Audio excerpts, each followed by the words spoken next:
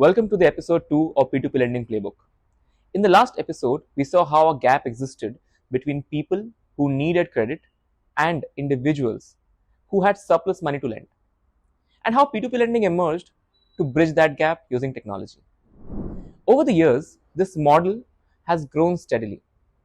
In fact, by 2024, the P2P lending market in India is valued at USD 2.78 billion, with an estimated annual growth of around 15% till 2030. This growth shows one thing clearly: more people are participating, lending, and earning through this model every year. But despite this growth, P2P lending is still widely misunderstood.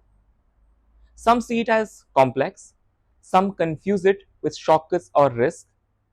So today, let's simplify it. In this episode, we'll clearly understand what P2P lending actually is, how it works step by step, who participates in it, and the basic risks and regulations around it.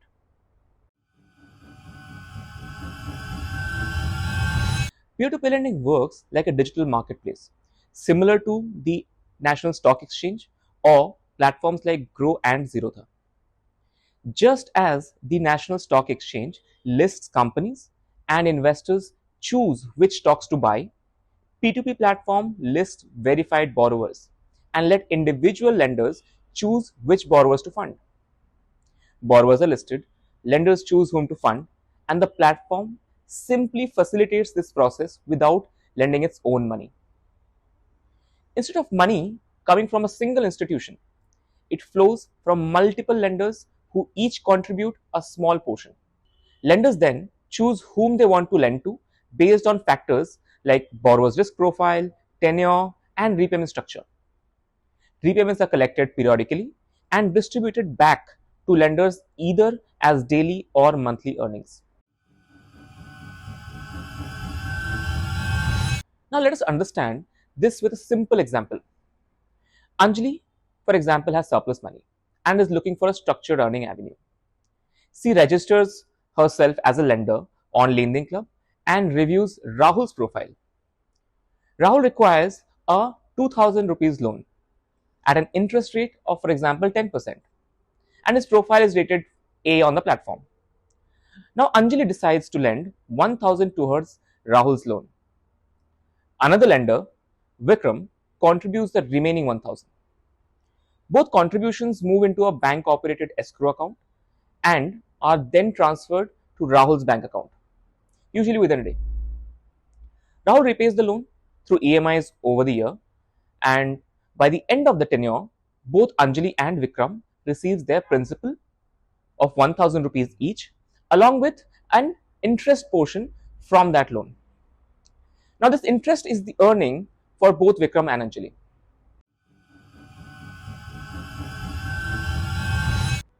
So did you get the flow? The platform verifies the borrower, checking identity, income behavior, credit patterns, and risk indicators using technology. Just like you review a company's fundamentals, financials, risk profile before buying a stock, P2P lending platforms helps you review a borrower's profile before you decide to lend. Once verified, a borrower profile is created. This profile clearly shows the required amount, tenure, risk category, repayment structure, and many more details. Lenders like you then choose whom to lend to. Instead of lending blindly, they can diversify by allocating smaller amounts across multiple borrowers. All transactions move through an escrow account. The platform never holds the money, it only facilitates the process. Finally, repayments come back in scheduled installments and are distributed digitally to lenders, creating regular earning cycles. And the lenders can choose to relent and earn compounding income from P2P lending. P2P lending follows the same principles of compounding and diversification, much like any other wealth building options. When people think about where to put their money, they often focus only on things like numbers. But in reality, three things matter together: earnings, inflation, and liquidity. Fixed deposits, public provident funds, and government backed schemes are known for stability, but their earnings usually fall in the range of 5 to 8%. Mutual funds, on the other hand, are market linked, meaning outcomes vary depending on market cycles. Now, here's the challenge: inflation in India often stays between 5 to 7%, which means in many low yield instruments, the real value of money barely grows and sometimes just keeps pace. Now, this is where P2P lending fits differently. On P2P lending platforms, lenders earn interest directly from the borrowers as repayments. Earnings also depend on factors like borrower category, diversification, and tenure based choices. What sets P2P lending apart is that these earnings are not market linked.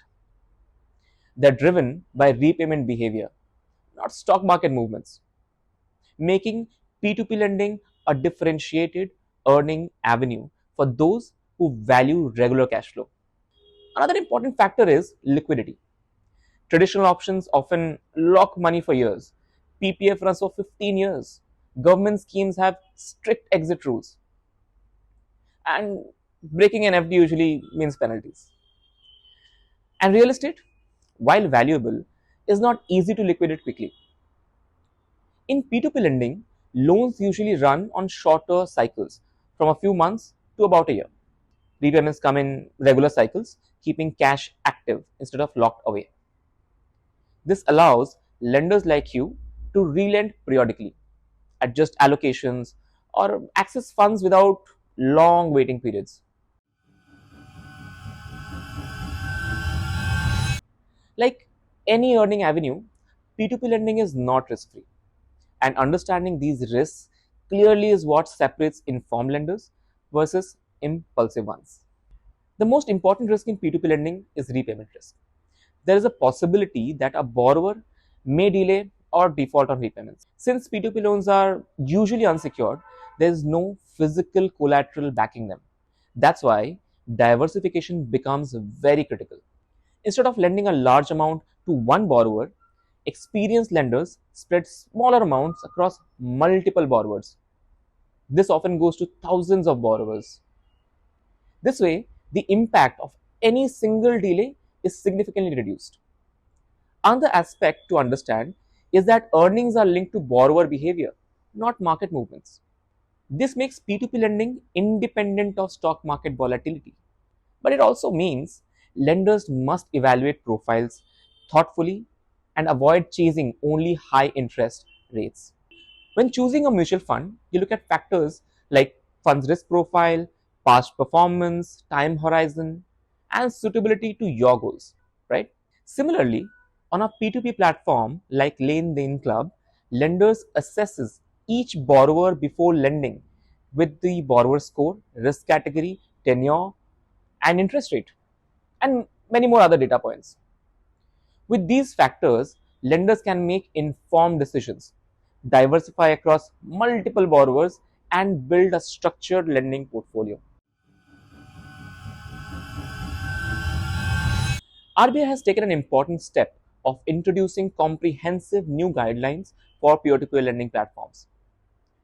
RBI bars platforms from lending, guaranteeing, or taking any credit risk, keeping the system neutral. Platform can only act as intermediaries. Secondly, all funds move through bank operated escrow accounts with T+1 settlements, ensuring money never sits with the platform. Thirdly, a lender can deploy up to 50 lakh across all P2P platforms.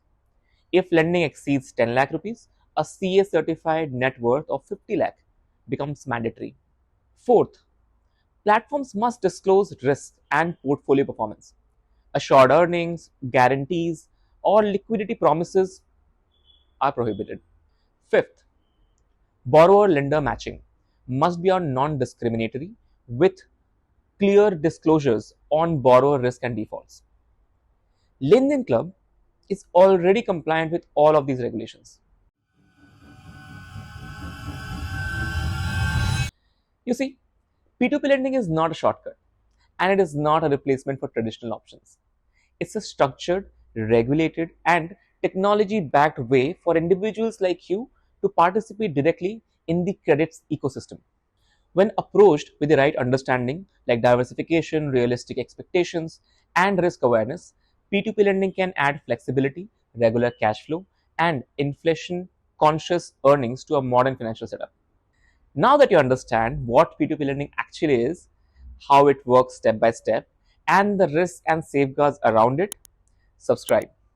Because in the next episode, we will discuss the global P2P story: UK, US, China, and what went right or wrong, and how we can learn from it. Till then, signing off.